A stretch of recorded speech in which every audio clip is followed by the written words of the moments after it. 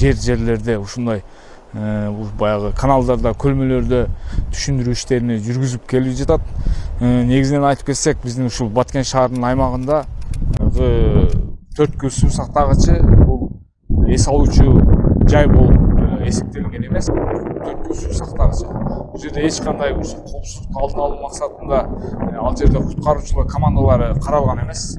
Ал жер эс алуу жай болбогондуктан ошол жерде биз куткаруучу командаларды койгон эмеспиз. Ушул жерден айрыкча ата энелерге да ушу өздөрүнүн балдарына, өздөрүнүн жакындарына ушундай эс алууга чыгып кетип жатканда ушу туугандарына жакшы баягы эскертүүлөрдү берип кетсе, мындай айтканда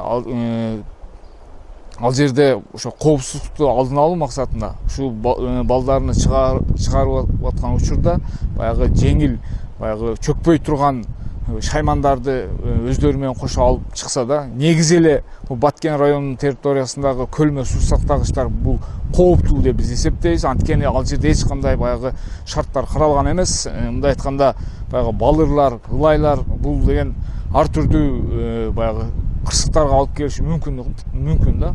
Ошондуктан ушул көлмөлөргө, жанагы каналдарга балдарыны жөнөтөрдөн мурда жакшы эскертүү түшүндүрүү иштерин жүргүзсө, андан тышкары массалык маалымат каражаттары аркылуу да өзүбүздүн жергиликтүү телевидение аркылуу дагы видеороликтерди чыгарып атабыз. Ал жерде сууга түшүүдө кандай эрежелерди сакташ керек,